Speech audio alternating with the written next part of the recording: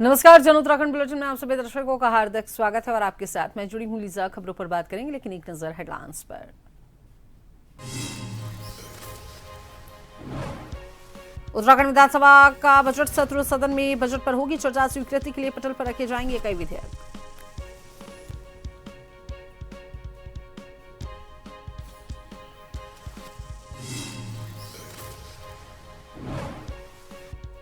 Mini anganwadi कार्यकर्ता की चयन से जुड़ा मामला, बीपीएल श्रेणी की पात्रता को लेकर स्वतंत्र जांच के निर्देश। हाईकोर्ट ने खानपुर खंड विकास अधिकारी को आवश्यक कार्रवाई करने को कहा।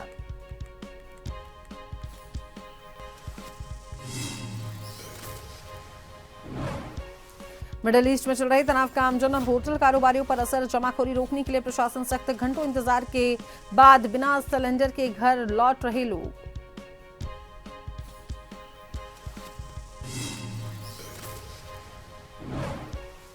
चंपावत विकास भवन सभागार में महिला जन सुनवाई कार्यक्रम। आयोग अध्यक्ष कुसुम कंडवाल और सदस्य किरण देवी ने सुनी समस्याएं। संबंधित विभागीय अधिकारियों को त्वरित और निष्पक्ष कार्रवाई करने के निर्देश।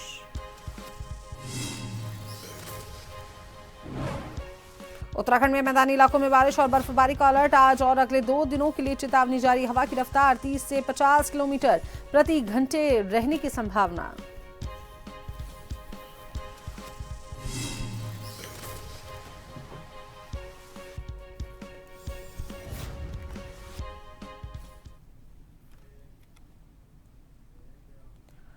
उत्तराखंड विधानसभा बजट सत्र का आज 5वां दिन है और आज सदन में सामान्य बजट पर चर्चा की जाने वाली है। साथ ही विभागवार बजट स्वीकृति के लिए सदन के पटल पर इसे रखे जाएंगे। तो इसके साथ विधानसभा में स्वीकृति के लिए कई प्रस्ताव रखे जाने वाले हैं। संसदीय कार्य मंत्री विधानसभा के परिव्यय के लिए धनराशि स्वीकृत का प्रस्ताव रखेंगे। कैबिनेट में होने वाली परिव्यय धनराशि की स्वीकृति का भी प्रस्ताव इसमें रखा जाने वाला है। तो न्याय, प्रशासन, निर्वाचन, राजस्व एवं सामान्य प्रशासन समेत कई प्रस्ताव स्वीकृति के लिए रखे जाएंगे।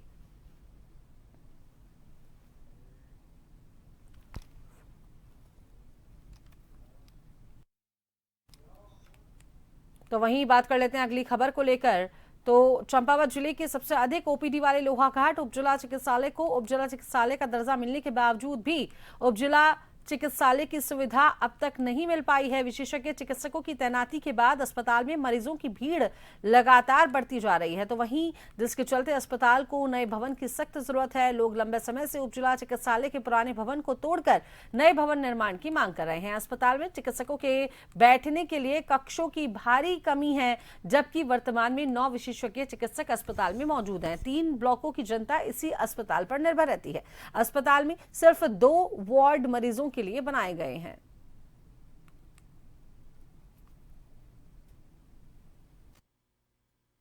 अभी हमें थोड़ी सी जगह की दिक्कत आ रही है। जिला अधिकारी महोदय जी को हमने रिक्वेस्ट की है कि जो पुरानी वाली बिल्डिंग है उसकी जगह थोड़ी ओपीडी ब्लॉक और थोड़े से और संसाधन देने की हमें कृपा करेंगे, जो कि पहले से जिसका कुछ समय पहले सर्वे भी हुआ था और उसकी सर्वे की कॉपी भी है हमारे पास, जो मैं सर के पास भेज दूंगा।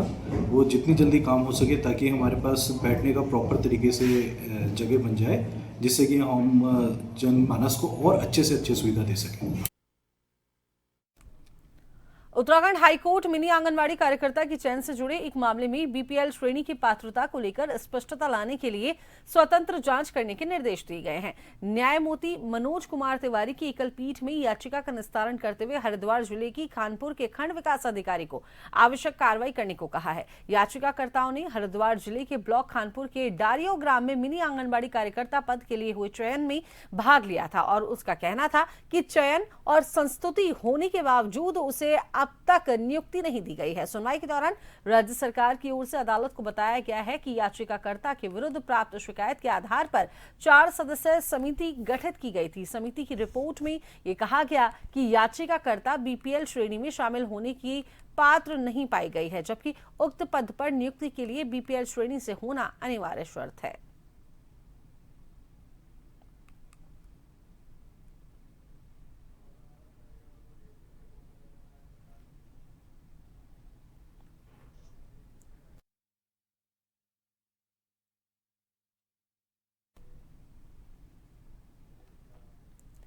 तो वहीं उत्तराखंड विधानसभा के बजट सत्र का आज 5वां दिन है। कई विधेयक जो हैं सदन में पटल पर रखे जाने वाले हैं। कई अहम मुद्दों को लेकर आज चर्चा होने वाली है। तो वहीं खबर पर विस्तार से जानकारी साझा करने के लिए हमारे साथ उत्तराखंड से ब्यूरो चीफ एसएन पंत हमारे साथ फोन लाइन पे जुड़े हैं।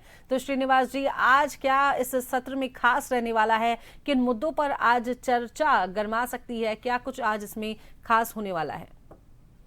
बिल्कुल, आपको बताना चाहूंगा उत्तराखंड विधानसभा का 5वां दिन है और विधानसभा की कार्रवाई पहले भारतीय जनता पार्टी और कांग्रेस के बीच में जुबानी जंग चल रही थी कि सदन की बिजनेस एजेंडा के तहत काम नहीं हो रहा है। विपक्ष मांग कर रहा था कि सदन की कार्रवाई को और बढ़ाया जाना चाहिए, लेकिन विधानसभा अध्यक्ष ने कहा है कि जिस तरीके से सदन की कार्रवाई संचालित होगी उसमें पक्ष और विपक्ष तय नहीं करेंगे। तय करेगा कार्य मंत्रणा की समिति में आने वाला बिजनेस की किस तरीके का काम रहेगा, कितने विधेयक रहेंगे और धन्यवाद प्रस्ताव के बाद के बजट पर विभागवार चर्चा होगी और उन चर्चाओं को आधार बना करके विपक्ष कितनी भूमिका निभाता है और कितने सवालात उसमें लगते हैं।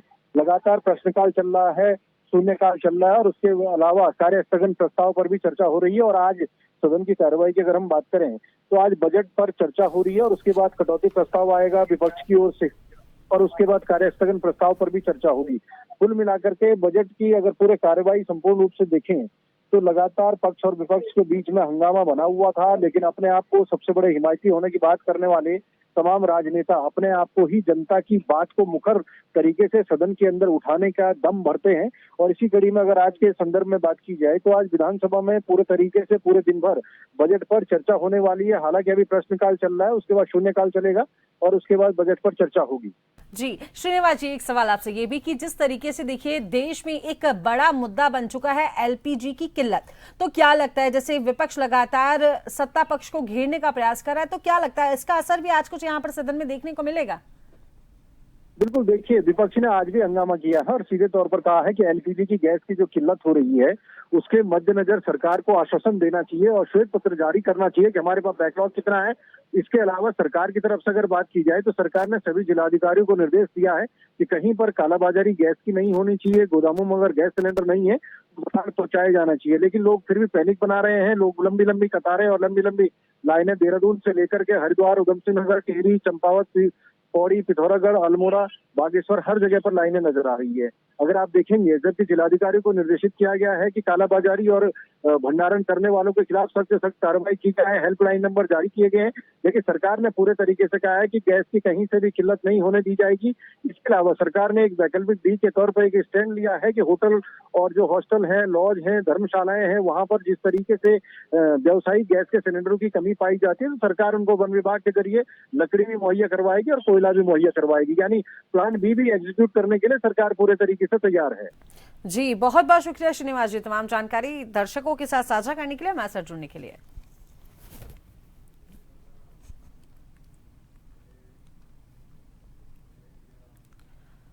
राष्ट्रीय महिला आयोग के अभियान महिला आयोग आपके द्वार के अंतर्गत चंपावत के विकास भवन सभागार में महिला जन सुनवाई कार्यक्रम का सफलतापूर्वक आयोजन किया गया और इस कार्यक्रम की अध्यक्षता राज्य महिला आयोग की अध्यक्ष कुसुम कंडवाल द्वारा की गई तथा उनके साथ आयोग की सदस्य किरण देवी उपस्थित रहीं। जन सुनवाई के दौरान जनपद के विभिन्न क्षेत्रों से आई महिलाओं ने पारिवारिक विवाद, घरेलू हिंसा और सामाजिक योजनाओं से जुड़ी अपनी समस्याएं जो है आयोग के समक्ष रखी, जिस पर अध्यक्ष महिला आयोग ने मौके पर उपस्थित संबंधित विभागीय अधिकारियों को प्राप्त शिकायतों पर त्वरित और निष्पक्ष कार्रवाई करने के कड़े निर्देश दिए।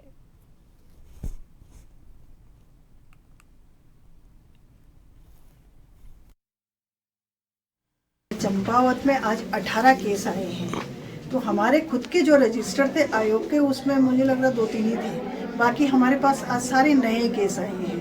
और नए केस आए, हमने बहुत सारे समाधान यहीं पे अधिकारियों के साथ में मिलके किए हैं। काफ़ी सारे केसेस में कुछ हमने आयोग में बुलाए हैं जिनको कि अभी आयोग की आवश्यकता है।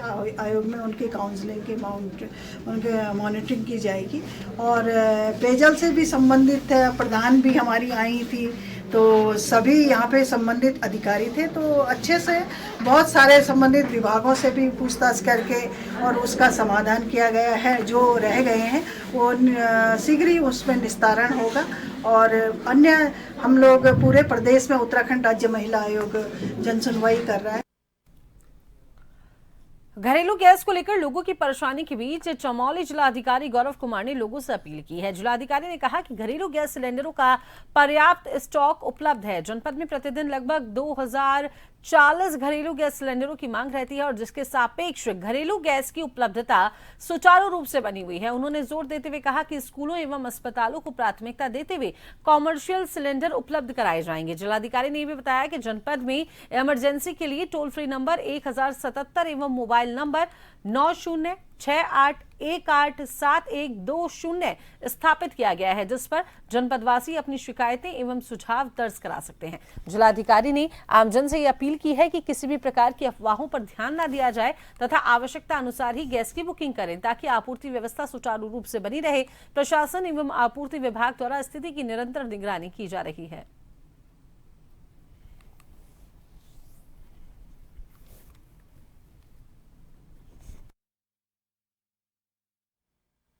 घरेलू गैस की आपूर्ति पूरी तरीके से सामान्य है। इसको लेकर किसी भी तरह की अफवाहों पर ध्यान न दें, न ही किसी भी तरह से व्यथित हो, परेशान न हो। गैस की सप्लाई पूरी आ रही है। घरेलू उपभोक्ताओं को पूर्णतया गैस टाइम से मिलेगी। जहां तक एक ओटीपी का प्रश्न आया था हमारे कुछ क्षेत्रों में कि ओटीपी टाइम से नहीं आ रहा था, तो उसमें कंपनीज के प्राधिकारियों द्वारा बताया गया था कि उनके द्वारा जो ग्लिच सॉफ्टवेयर में आ रहा था उसको सही कर लिया गया है और ये प्रॉब्लम भी रिजॉल्व हो गई है। सभी उपभोक्ताओं से मैं पुनः निवेदन करता हूं कि किसी भी तरह की अफवाहों पर ध्यान न दें।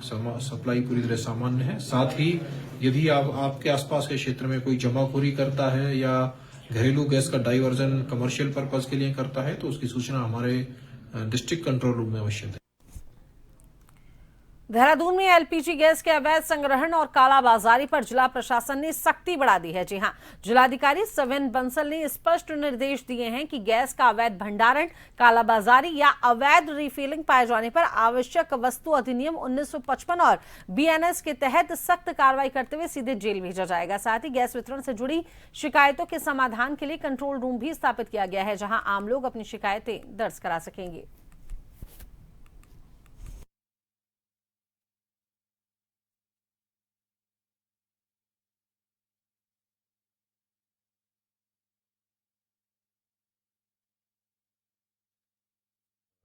हमारे सभी स्टेक होल्डर्स के साथ लगातार डिस्कशंस चल रहे हैं और जो ऑयल कंपनीज़ हैं उनको निर्देशित किया गया है कि जो गैस एजेंसीज़ हैं वो अपना स्टॉक डिस्ट्रीब्यूशन निर्धारित मानकों के अनुसार ही एग्जीक्यूट करेंगे। हमने प्रवर्तन दल हेडेड बाय एसडीएम, सीओ और जो हमारे सप्लाई इंस्पेक्टर्स हैं वो निरंतर निगरानी बनाए रखे हैं। कहीं पर भी कोई इनपुट आता है हमारे होर्डिंग का, ब्लैक मार्केटिंग का या डाइवर्जन का, तो उस पर ऑन द स्पॉट हमारे बीएनएस और एसेंशियल कमोडिटीज़ एक्ट में मुकदमे दर्ज करते हुए सारे स्टॉक को सीज कर लिया जाएगा और उसका वितरण फिर हमारे सप्लाई ऑफिसर द्वारा सुनिश्चित किया जाएगा। तो चलिए इस बीच वक्त तो चला है एक छोटे से ब्रेक का।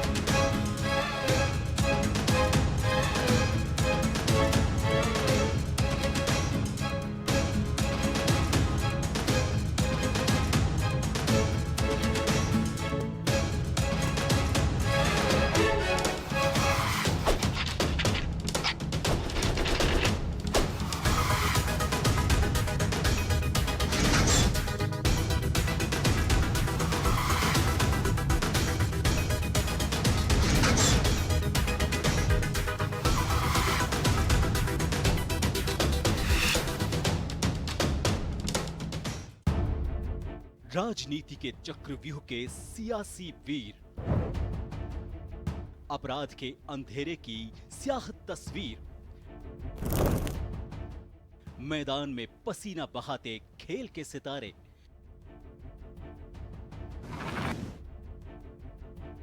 मनोरंजन की दुनिया के गॉसिप गलियारे, शिक्षा की रोशनी से होता भविष्य उजियारा,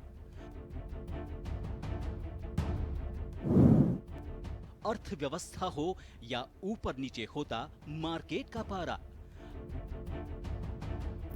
हर हलचल पर नजर रखते हमारे खबरों के जांबाज। हम हैं जन टीवी, जन जन की आवाज।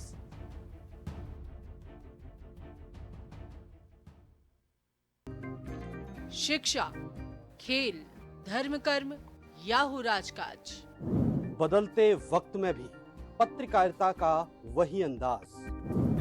खबरों की दौड़ में सबसे पहले, हर जगह, हर वक्त, क्योंकि आपका भरोसा ही है हमारी असली ताकत। खबर हो चाहे छोटी या हो रहा हो कुछ विशेष, हर खबर जिससे रूबरू होता है हमारा देश। जनता के विश्वास की सबसे बुलंद आवाज। हम हैं जन टीवी, जन जन की आवाज।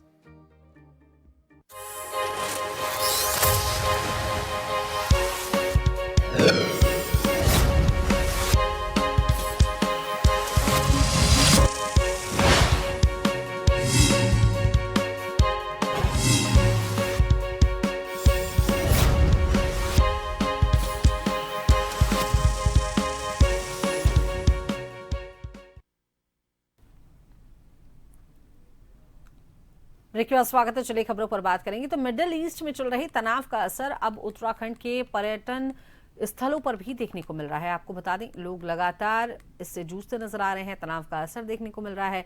उत्तराखंड के पर्यटन शहर नैनीताल में भी असर दिखाई दिया है। कॉमर्शियल एलपीजी गैस की कमी और नई एडवाइजरी के बाद होटल और रेस्टोरेंट कारोबारियों में चिंता बढ़ गई है। होटल एसोसिएशन ने प्रशासन से राहत देने की मांग की है। वहीं जिला प्रशासन ने लोगों से अफवाहों से बचने की अपील की है।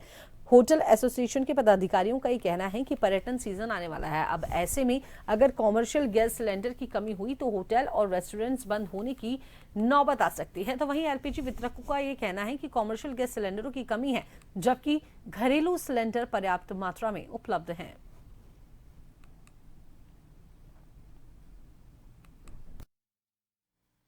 एडवाइजरी अगर रातों रात जारी होना भी ठीक नहीं है।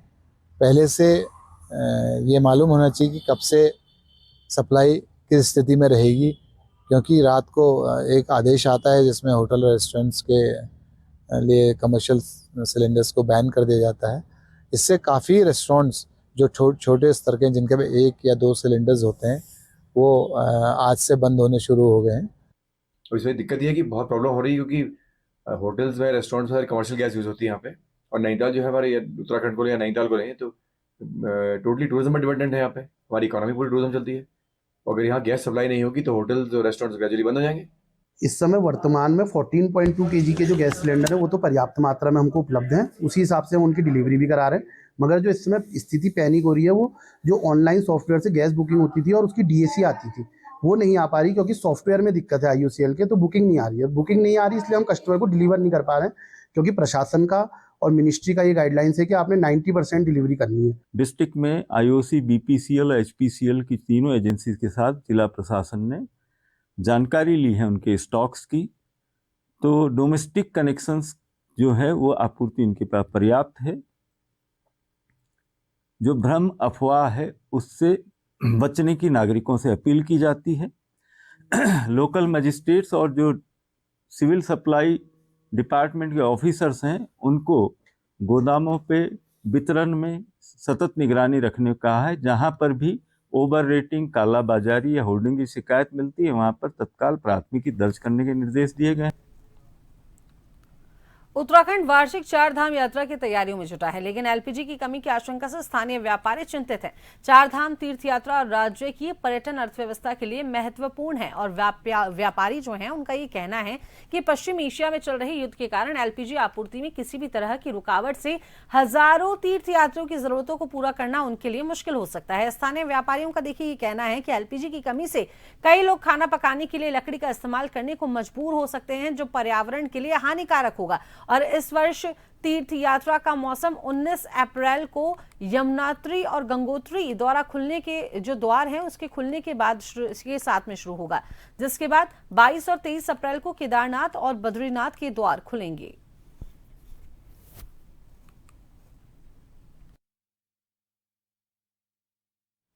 ये क्राइसिस तो ऑल इंडिया लेवल की है, लेकिन हम लोगों को ज़्यादा दिक्कत हो जाएगी होटल वालों को, क्योंकि अब इसके बाद 4 धाम यात्रा शुरू होने वाली है और 4 धाम में थोड़ा इसका गैस का कंजम्पशन थोड़ा बढ़ जाता है। तो अगर हम लोगों को ये नहीं मिल पाएगा तो फिर हम लोग अब यात्रियों को वो सुविधाएं नहीं दे पाएंगे जैसा हम चाहते हैं या जैसा हमेशा होता आया है। पहाड़ी क्षेत्र की बात करूं तो इसमें अगर एलपीजी कम आएगी तो इसका जोर पड़ना है फॉरेस्ट पे, निश्चित तौर पर पर्यावरण को नुकसान पहुंचेगा। मैं चाहता हूं कि जो हिमालयी राज्य हैं जिनका कि पर्यावरण से नजदीकी जुड़ाव है, उनको जो है इन नीतियों से बचना चाहिए और हमें पहले की भांति गैस मिलनी चाहिए। निश्चित रूप से ये क्राइसिस तो है इस समय, जितना पूरा ये वार छिड़ी हुई है और जो ऑयल जो हमारे तेल पैदा करने वाले देश हैं सभी जगह इस समय लड़ाई में व्यस्त है और इसमें कहीं ना कहीं इसमें क्राइसिस तो आई है, गैस में आएगी भी आगे। तो उसी को भविष्य की संभावनाओं को देखते हुए भी कॉमर्शियल जो आपने कहा वन विभाग इसके लिए पूरी तरह तैयार है और हम लोग जलाऊ लकड़ी किस तरह से कॉमर्शियल यूज में लाई जा सके उस पर व्यवस्था कर रहे हैं। वन विभाग को इसके लिए निर्देश दे दिए गए हैं कि वो वन निगम के माध्यम से हम किस तरह कॉमर्शियल जो हमारे संस्थान है उनको किस तरह लकड़ी सप्लाई कर सके, इस पर हम लोग कार्यवाही कर रहे हैं। रुड़की के भगवानपुर के टकाभरी गांव में बारात की कार की चपेट में आए 10 वर्षीय बालक विशु गंभीर रूप से घायल हो गया है। हादसे के बाद गुस्साए ग्रामीणों ने कार पलट दी और बारात को घेर लिया। करीब 250 बारातियों को ग्रामीणों ने रोककर बंधक बना लिया और इसके बाद मौके पर माहौल तनावपूर्ण बन गया। सूचना मिलते ही भगवानपुर थाना पुलिस और अतिरिक्त पुलिस बल मौके पर पहुंचा। एसपी देहात शेखर सोयाल ने मौके पर पहुंचकर ग्रामीणों को समझाया। कड़ी मुशक्कत के बाद बारातियों को छुड़ाया गया। ग्रामीणों और बारातियों के बीच कहासुनी और झड़प भी देखने को मिली। घायल बालक को गंभीर हालत में देहरादून हायर सेंटर रेफर किया गया है।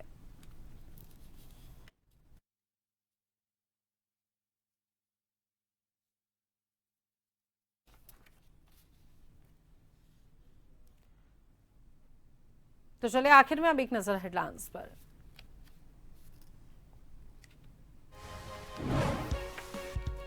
उत्तराखंड विधानसभा का बजट सत्र, सदन में बजट पर होगी चर्चा। स्वीकृति के लिए पटल पर रखे जाएंगे कई विधेयक।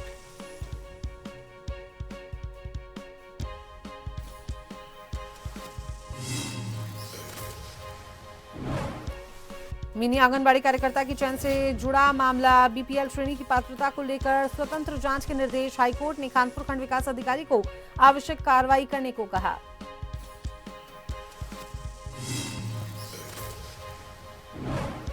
मिडिल ईस्ट में चल रहे तनाव का आमजन और होटल कारोबारियों पर असर। जमाखोरी रोकने के लिए प्रशासन सख्त। घंटों इंतजार के बाद बिना सिलेंडर लौट रहे लोग।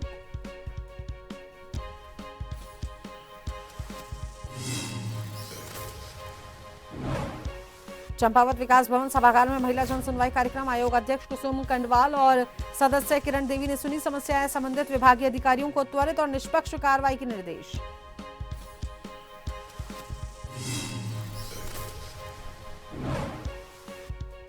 उत्तराखंड में मैदानी इलाकों में बारिश और बर्फबारी का अलर्ट। आज और अगले 2 दिनों के लिए चेतावनी जारी। हवा की रफ्तार 30 से 50 किलोमीटर प्रति घंटे रहने की संभावना।